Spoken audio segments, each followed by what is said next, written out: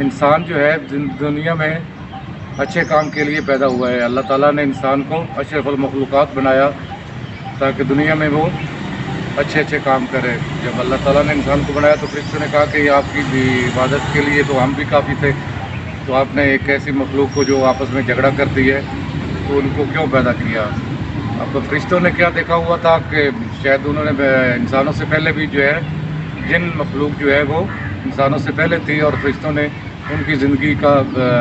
دیکھا تھا کہ وہ کیسے زندگی گزارتے ہیں، آپس میں لڑائی جھگڑا اور اس طرح کا، اور وہی کنسیپٹ انہوں نے انسانوں کے بارے میں بھی بتایا۔ اللہ تعالیٰ نے فرمایا کہ جو میں جانتا ہوں وہ آپ لوگ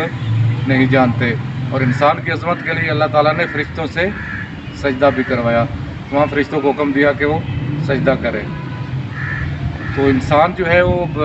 ایک اپنے ذہن کے مطابق کامل ہے۔ ہر انسان جو ہے وہ یہ سمجھتا ہے کہ میں مکمل ہوں، جو میں سوچ رہا ہوں وہی ٹھیک ہے، اور جو دوسرے سوچ رہے ہیں وہ اس کی اگر سمجھ میں نہیں آتا تو وہ کہتے ہیں کہ غلط ہے، کیونکہ انسان کے پاس جتنا علم ہوتا ہے، جتنا عقل ہوتا ہے،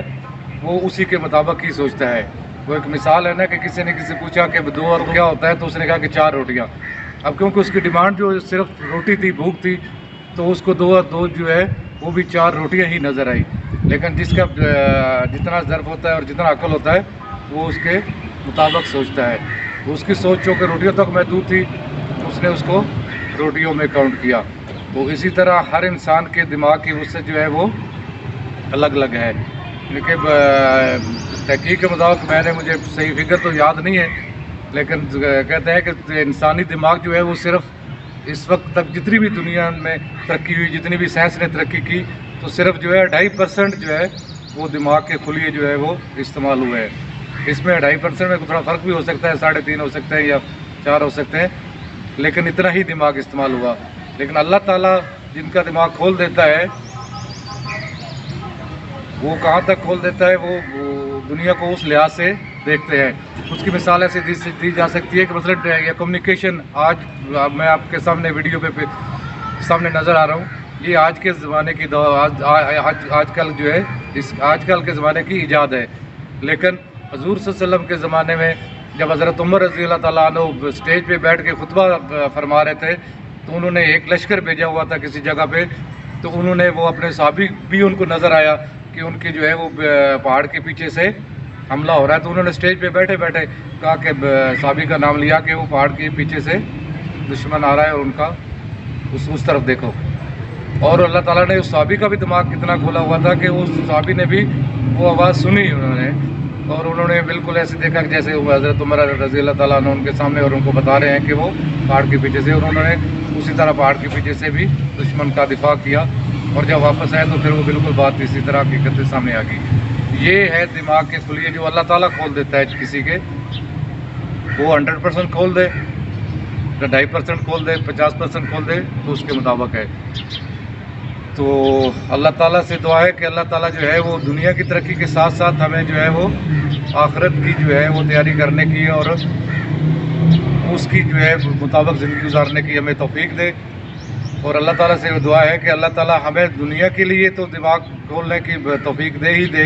لیکن ہمیں اپنے دین کے لیے اور اپنے راستے کے لیے، جس کے لیے ہم پیدا کیے گئے،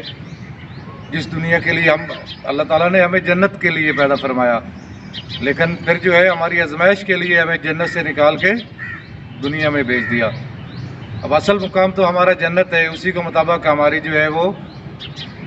زندگی کا جو ہے طرز ہے، کیونکہ جب انسان کو زمین پہ بھیجا گیا تو اس وقت اس طرح کے مکان اور یہ آسائشیں جو ہے وہ نہیں تھی، لیکن انسان نے جو ہے وہ کیونکہ مخلوق ہی جنت کی تھی، جس میں ہر چیز جو ہے نا سوچ جو ہی بندہ سوچتا ہے تو اس کے سامنے وہ پیش ہو جانی ہے،